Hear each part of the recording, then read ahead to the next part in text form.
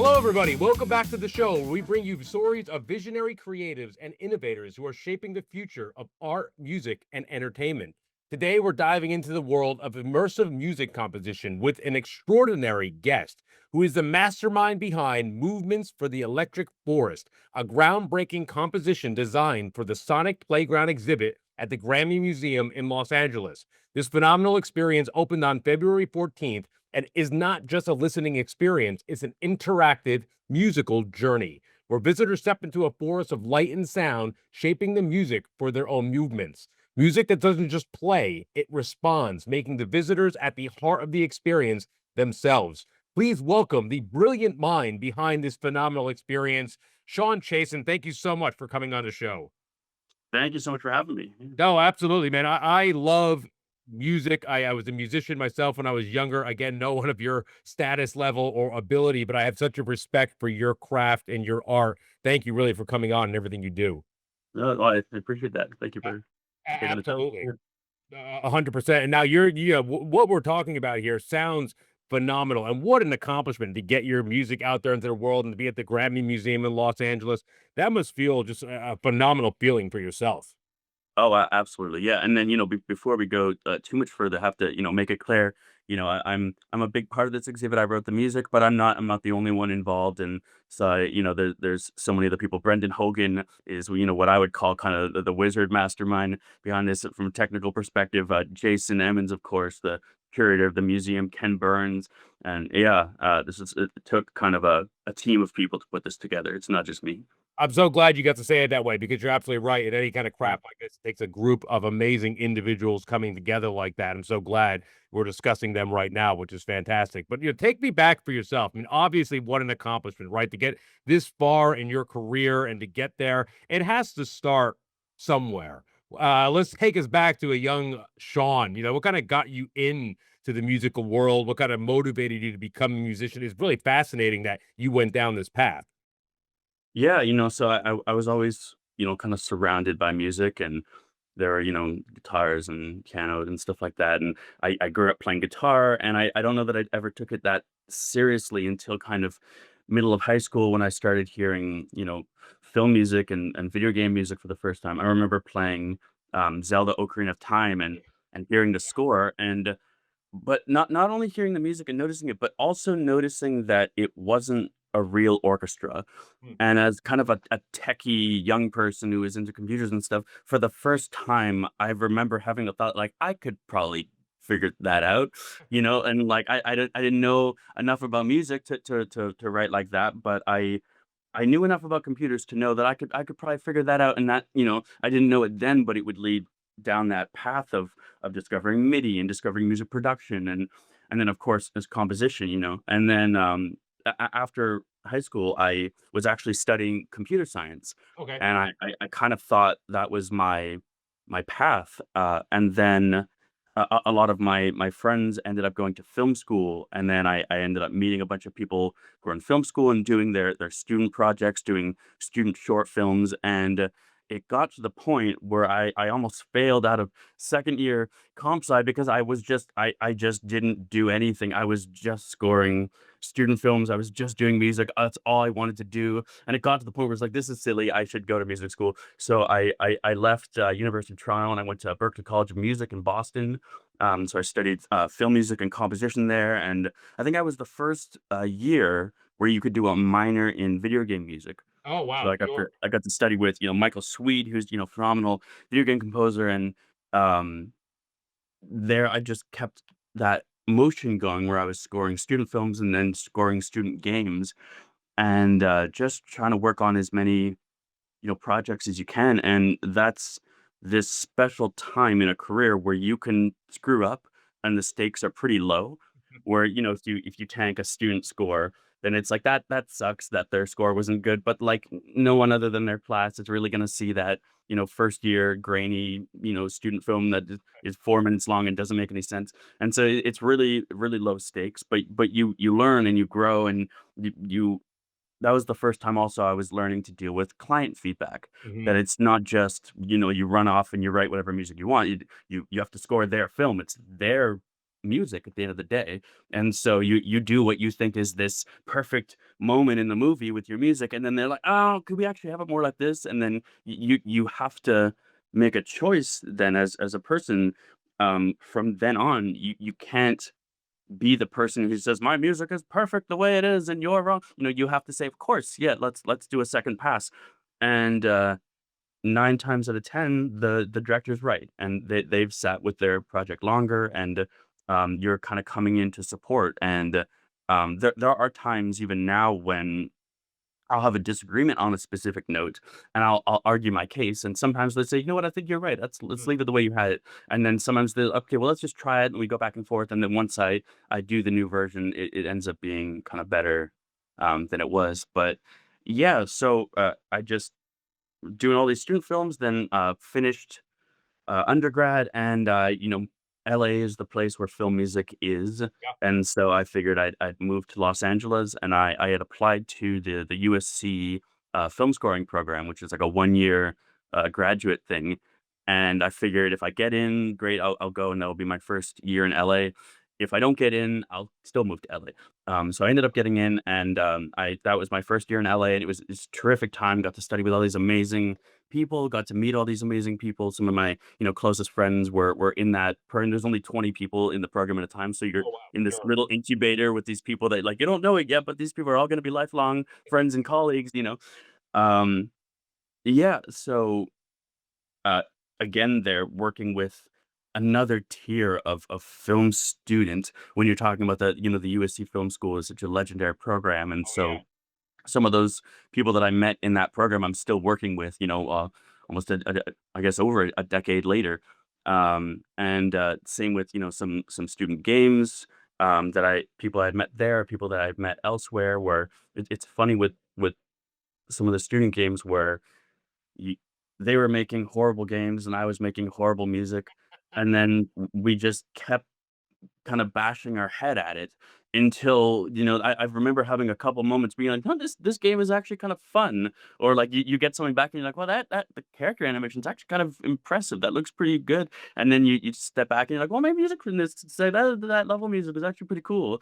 And then eventually the games you're making are not so bad, and the music is not so bad, and it's this is kind of professional level actually. And then you keep going, and then so some of those games, it was student game, student game, and then all of a sudden something gets picked up by a publisher, and then there's real money behind it. And so in 2015, I got to score Hector, which is a horror game. I got to record with a 40-piece string orchestra, and then it was just one of those things where you're like, cool, I get to do this for real, maybe. And I think that as creatives, there's a point everyone goes through where when they get into it, they say somebody else that I look up to gets to do this crazy job, but not me though. I can try to do it, but I don't get to do it. So. And then there are the little moments in your career when you're like, maybe I get to do this too, and it's these kind of interesting points, and that was definitely one of them. Another one, shortly after school, maybe a couple of years, I got to pitch for the theme song for an anime called Beyblade Burst. Oh, that's great. And yeah, I had not long ago, I had met someone, Steve Alric, who's is now a great friend of mine, and I didn't know it at the time. I just heard him sing karaoke, and he just knocked my socks off. And I went up to him after. I was like, "Yo, we have to be friends. That was insane. You have a crazy voice." And he turned out to be Simba on The Lion King on Broadway and in Toronto and all that. And it was like, oh, that's why you sound like that. And so I was pitching for this Beyblade song. And I was like, do you want to come over and sing it and work on it? And he did, and we ended up getting it. And so it's that was another one of those moments where they were actually bizarrely unclear, as to I know it was my theme song, and there was another one, and one of them was gonna be the real theme song that was at the beginning of the show and in the end credits, and the other one, they were gonna use parts of it as, like, little commercial bumpers, Okay. and there were Sure. 2 of them, and I don't think that we knew which one was which until the show came out. And I remember like finding some like illegal stream of it or something because I like couldn't find it anywhere. I was like, I just need to find the first episode. And then the theme song came on and it was my music. And I was like, yes, There yes. it is. Yeah. And it was such a cool moment that you're like, hey, look at that. It's like, because I remember growing up with Beyblades and like just that zeitgeist and seeing that on TV. And then the fact that they were making another one and I just got to be a part of it, you know? And it was just another kind of um, is a cool career that was one of the shifts when I noticed lots of strangers started reaching out to me more, Sure. or people who are like, "I wanna get into music or songwriting or production, like, how did you can I ask you questions? Can I take you for coffee? Can you spare a moment on Zoom?" or whatever, and that was really cool, and so many people were so generous, with me with their time that I try to make it a mandate to kind of, like, pay that forward, you know, and, obviously, I'm still climbing this kind of endless ladder, but um, a lot of people unfortunately seem to think of it as like there's only one, there's only room for some of us, and so like kind of kick Mm. the ladder up behind, but we're all stronger together, and so if we can kind of make strengthen the ladder as we climb and put our hand to pull somebody up and lower the ropes and make more ladders, then that's only going to make the whole industry better. That's only going to make all of us better. Yeah. So yeah, that was maybe 2015 or 16 Beyblades. And then, it just kept working on, a series of projects one after the other. And you never know what your next project is gonna be, but you get to keep doing it. And another big moment for me was Domino Battle of the Bones.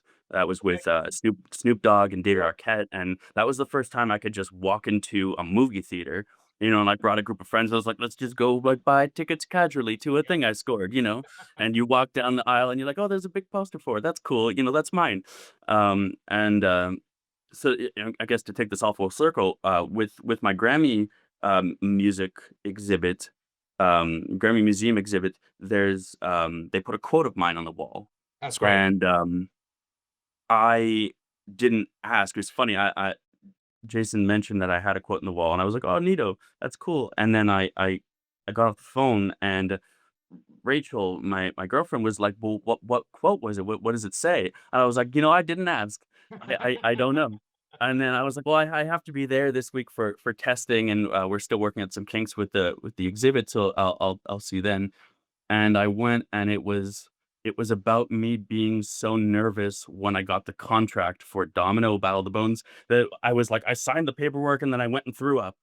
And then that's the quote of mine on the wall, and you're like, "Oh, neat." But I was at first embarrassed, but then when I think more about it, I like that it's honest, it's true, Yeah. and I've told that story to kind of a huge number of friends in the industry who almost always respond with something to the effect of like, "Dude, I did that too, my first feature."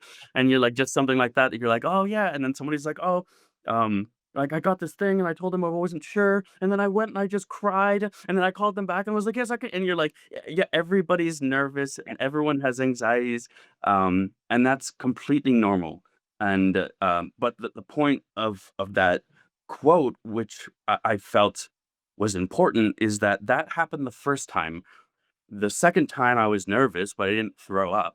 And then the third time I was just kind of ready to go. There you go. Yeah. And and then every subsequent time you're just like, cool, let's do it. Let's make a score. Let's do this movie. Let's do this game, whatever it is. And the more stuff you have under your belt, the less kind of nervous you are. If in your entire creative life you've only ever written in 1 hour of music, then if somebody hates a minute or whatever, that's a huge chunk of your creative output.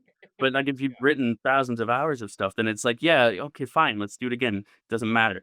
And you flex that muscle, you develop that muscle, and you just keep going, and it gets easier to just do it. You're And 100% right.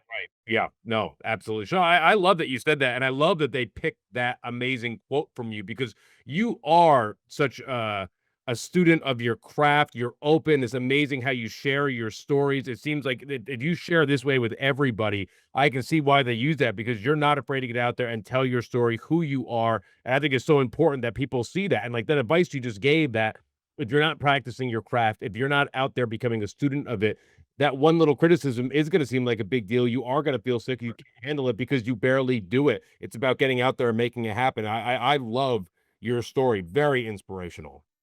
Well, thank you. Yeah. No, I mean it's true. And a lot of people have really similar stories. No, what 100%. And now, it's out there. It's at the Grammy Museum. That must be a fantastic feeling. How's it now? How's the response been for you, your friends around you, yourself as an artist, a creator, coming and seeing everything kind of come full circle now that it's available for the world to see? Yeah, it's been cool. It's been cool to see people interact with it, and it's one of those things that so I guess we should start like the way the exhibit works Yeah, please, is please. Yeah. that there's so I wrote a piece of music that's about 19 minutes long. It's Okay. designed to loop, and importantly, it's split up into 16 continuously sounding parts. Hmm. So it's important that they be continuously sounding. Each of the parts is assigned to one of 16 light poles spread around the room. And then each pole has a speaker on top pointing down, and then there's four ambient speakers in the room. So when you walk into the forest, you're surrounded by 20 speakers. Hmm. So you're completely immersed, and then all the light poles have sensors on them. So you can walk up to one and you put your hand in the middle, and the light kind of comes up to where your hand is, or you can put it all the way to the top or to the bottom, and you can raise and lower the volume of different aspects of the music. So as you're walking through, you might, depending on, there's somebody running around doing something and you're there, and so you might end up hearing a version of this particular moment that has, like two violins and a cello playing in kind of more traditional harmony, or you might hear that same moment with, a violin and a banjo and a synth and an electric bass and or some, and it's just you get to hear these combinations that you might not have thought of yourself. And so I wrote the music, but it's the museum goer that gets to kind of decide how they experience it and how they get to perceive it. And yeah, so it's been cool watching if there's an ebb and flow of people, and a group of school kids comes in, and Sure. there's a whole bunch of them running around, and then it dies down, and then there's a couple that goes through and they're doing it together, and then you just see different people kind of discovering different parts of it. And 19 minutes is not a huge amount of time, but it's enough in the sense that most people spend maybe 3 or 4 minutes there. And Sure. so different people will all be hearing a different chunk of this thing. And even if you are spending more than 19 minutes for testing, I've sat there and watched people interact or have been doing things, and you might not hear a particular melody for like an hour Oh, because wow. it just didn't happen to come up on that loop around kind of thing. Um, so it's you get kind of a lot of bang for your buck, and that comes from the video game music side of thing, where if you have explore music, or Yeah.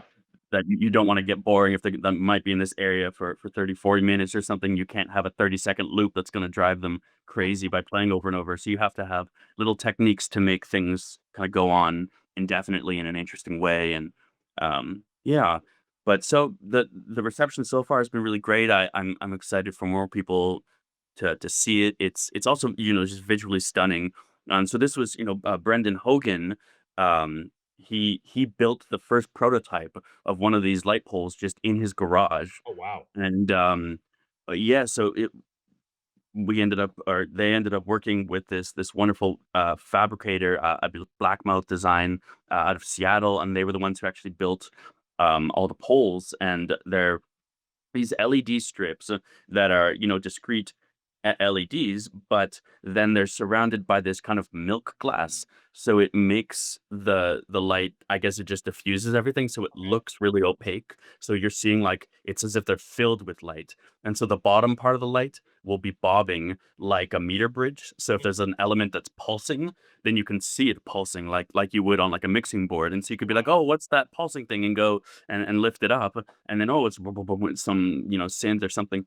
And yeah, it's just it's really, really striking to see the whole thing. Yeah, I'm excited for more people to see it, and yeah. That really sounds phenomenal, and when what I love about what you're doing is I like that you go in there, you're doing the test, you're seeing it look around, you're seeing people kinda test this out, and you're seeing them in there for a certain amount of time, and you're sitting in the room. Have you ever like, as a creator, it's so interesting to me now, right? Because they're getting different parts of the experience every time they go. For your creative process, are you starting it from start to finish, or do you have these kinda gaps in mind? Like, you see the separation of where each section is gonna play? Or are you creating the entire 19 minutes from the beginning? I'd love to hear about your personal creative Yeah. process with doing this. Right, so I knew from the beginning that it was going to be 16 light poles and that it was gonna eventually have to be, I didn't I thought about that. I was like, Should I, from the get-go, have 16 sections that I'm writing from that are all contained?" And I was like, "You know what, that I don't know, I feel like I'm gonna be trapped into making a certain thing continue or whatever. Let me just write something." So I just wrote basically the 19-minute piece of music, made it maybe more dense than you normally would. And then once the music was approved, I mean, to talk about client stuff, we had some back and forth, some stuff changed. Once everything was approved, then I began this process of kind of puzzle piecing my Logic session apart where I have all my tracks in, obviously like score order, and all my tracks are exactly where I want them, so I know where they are. But so this was this difficult emotional thing where I had to just move everything around to try to organize them into 16 different track folders to try to say, okay, well, this kind of element ends around here, and then this other thing kind of starts around there. So those two things can be on one thing together. So it's not like there's one instrument per thing. That if you just were to sit and listen to one stem for the whole 90 minutes, it would go through all these different instruments and sounds. Sure, okay. Um, and then there's overlap where you hear more than one thing, and then other thing will kind of come out. And so I began like that, just separating everything out into the 16, and then I was, of course, left with a bunch of gaps where you do your best, and some of the you're like, okay, I've had like these 7 are like continuously sounding good, and then the others are, they're mostly there, but then oh, there's this 8 bar gap, or this one has this huge, 32 bar gap where there's nothing. Oh, here there's this 2 bar gap, and then I went through and just did another pass, basically adding new material, and just trying to flesh out everything. And sometimes that was literally adding new material. Sometimes it was doubling something with a different sound so that you might hear, there's a pattern over here on vibraphone, but then over here you hear it on marimba. And just so you can kind of hear those contrasts. And one of the things I did with those where two sounds are being or two sounds are doubling something is I took inspiration, or you might say I stole a concept from the great composer Steve Reich. He has this piece of music called clapping music, Okay. where there's some great YouTube visualizations of a performance where he wrote basically one little fragment of music, and it begins where two performers. It's just a clapping rhythm that they're doing. It's like gung gung ga gung gung ga ga or whatever, just on a loop, and they both start doing the same thing. And then the next time they repeat it a couple times, and then when it loops after that, one of them shifts over by some amount, like so by 1/4 note or by 1/8 note or whatever the shift is, so that now when they loop, they're not in sync anymore, and so they kind of they kind of flam against. They started in sync, and then the next time they loop, they're like this, and then like this, and so you're hearing them loop kind of out of sync, and so you hear these evolving rhythmic interactions that you know you could look at it and say, well, Steve Reich only wrote 1 bar of music. How is it going on for 3 minutes or however long it's going on for? And you're like, well, he wrote the concept of the implementation, and that's how it emerges out. And so I did a similar thing where you'll have, maybe marimba and vibraphone start playing the same thing, and then one of them will shift by an eighth note or shift by a 16th note, and then continue to loop and shift and shift, and then you get these kind of interesting rhythmic flams and interactions. And so it's cool if you're in the forest. And I tried to put the marimba and the vibraphone right across from each other, so you could stand right in the middle of them and just be like, oh, and you can hear them kind of interact Oh, together. yeah. And there's a bunch of those moments where. Um, at first you might say, "Oh, all these 4 things or whatever are doing the same thing," but then as you listen more, you're like, "Oh, but they're wait, what's happening?" They're kind of like we're like kaleidoscoping out into some other place, you know? And then because of those interactions with mine, it's not just rhythmic, it's melodic too. So you get these note clashes or note interactions that might imply different harmonies. So then we can kind of shift the harmony with that, and then we can kind of transition into. So if you listen to the piece of music just as a whole, it goes through all these different sections. And my goal was sort of like when you listen to some music by Steve Reich again, where you'll be watching it, you'll be listening, and you're like, it's kind of okay, we're here. And then if you were to just skip ahead in the YouTube video, you're like, whoa, we're in this completely different place. How do we? Okay, hold on. We go back and we listen, and you almost don't know where you changed, but somehow you got to this completely different landscape, and he just kind of brought you there gradually, and it felt inevitable. You end up somewhere, and it there was no other place you could have gone. It just felt like you had to go there. And so that was kind of a little internal goal of mine, is I wanted to be able to listen to it and end up in all the new sections and not know exactly how I got there, but know that it felt correct that I landed there. Um, yeah.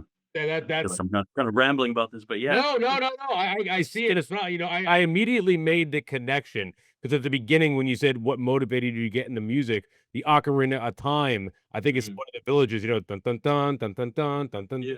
But it loops over and over, like you said, and for some reason you feel like you're never getting bored of the music. Then you take Steve's what he did with the clapping, you're putting that together. I could see where you're pulling your inspirations from and creating Right. amazing thing that's continuously moving, yet a little different each time, is gonna create a whole different sound. I love it. I mean, I love what you're doing. I see the passion behind it. I think it's phenomenal how you're able to create something like this and create this interactive experience with something that is now expanding from something that seems simple at the beginning, but is so over elaborated and thought out from the beginning that these lines of music now become 19 minutes and can all work together. I think it's fascinating. Right. Yeah, no, I'm excited with how it turned out. It's yeah, another one of those things where you get the job and you're like, "Yeah, I could probably do that." And then there's a moment where you're like, "Ah, shoot." But then, there's that other moment when you're further along in the process, and you can kind of sit back and say, I think we kind of did it." And then that was, there was a moment because Brendan and I were working on the testing in so much of January, and there were all these issues that we were trying to work out. And he and I wrote all the stuff in Max MSP. So Okay. I don't know if you're familiar with that. It's a kind of a visual pseudo programming language with audio applications in mind. So the way the exhibit works is all the audio is hosted within Ableton, and then the sensors are sending their data to Max MSP. And in the program we wrote in Max, it's processing all the data, and then at the end of it all, it's sending out MIDI data to Ableton to control Okay. creator values to raise and lower stuff. And I had a system that I designed to detect inactivity. Hmm. So what we wanted to happen is that if you raise a stem volume and it comes up and then you walk away, we didn't so we wanted it to be able to stay up so Yeah. that you could put something up and then walk to somewhere, put something else up. But then eventually, if it wasn't interacted with, it would come back down on its own.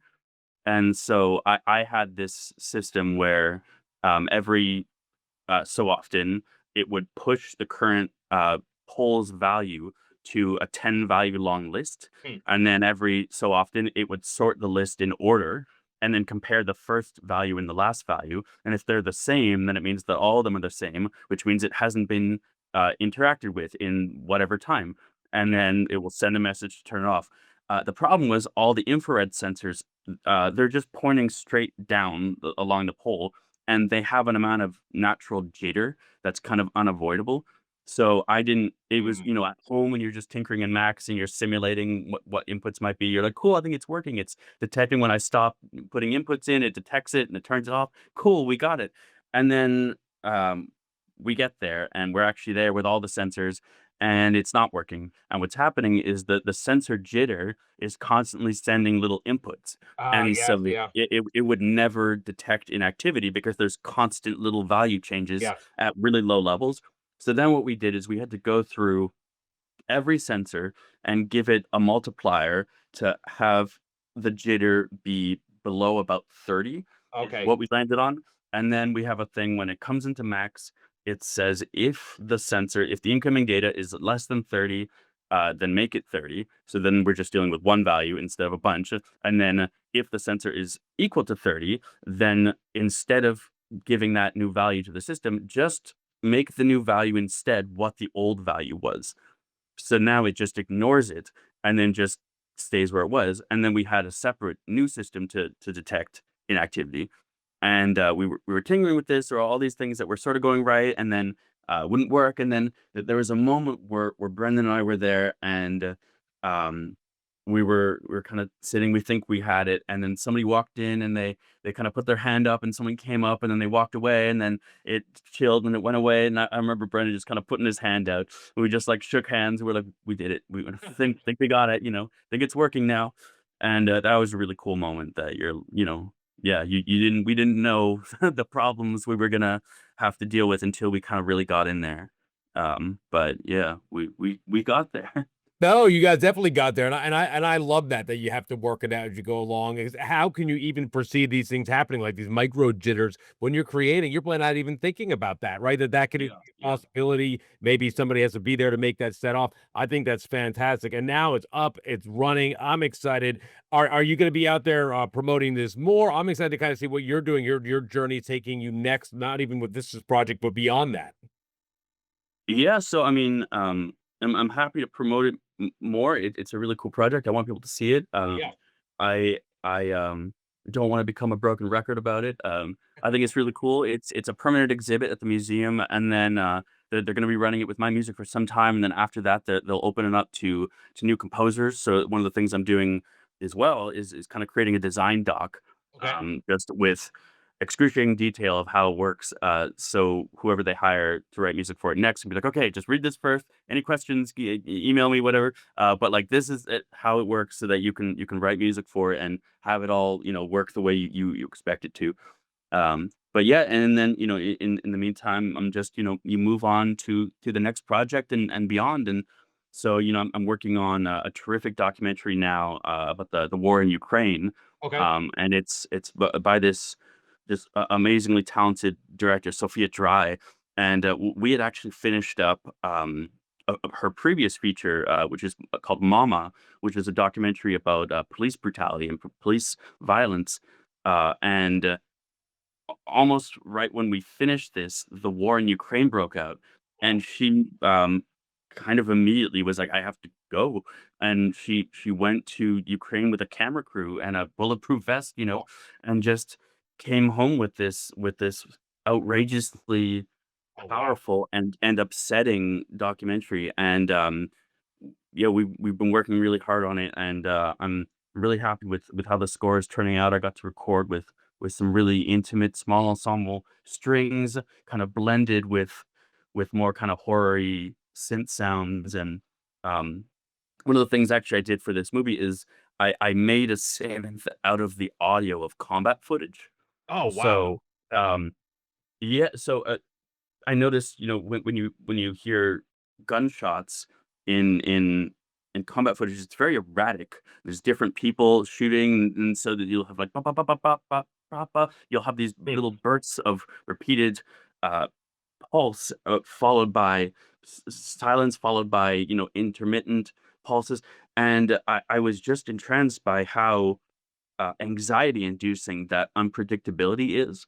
And so I used this tool it's basically a MIDI controlled equalizer called Filter Organ, where what it lets you do is you can feed it audio. So in my case, the sound of combat footage, and then if you say you press an A, then it would create a resonance at 440 Oh, and only kind of allow that through. And then you can have it also, and then also the overtones of that. So it sounds more kind of natural. And so then you can sit and you can play chords or you can play drones. In my case, I was using it a lot for kind of ominous drones.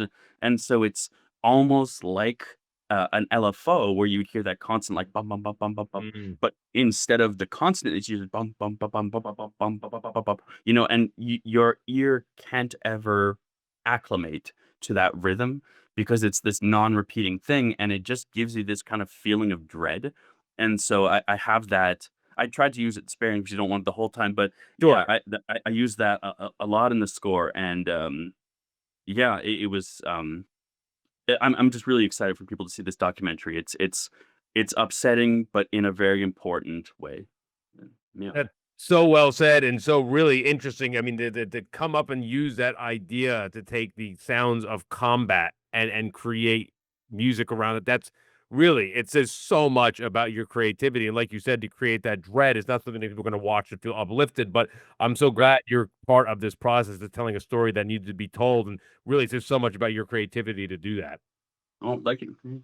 No, no, I really. I That is fascinating that you guys would undertake it like that and to be able to have a vision to see it like that. I can almost imagine how odd that must feel for an audience member to hear these kind of because we're used to hearing music, like you said, in any sort of media that is right. following a rhythm. We're used to hearing repeated sounds. To hear something like just gunshots going off at random in the silence and it's gonna music's gonna formulate to that. That's gonna be I cannot wait to listen to this. That's fantastic. Yeah, no, I don't know. I mean, we're still working on it, so Yeah, yeah. release is not imminent.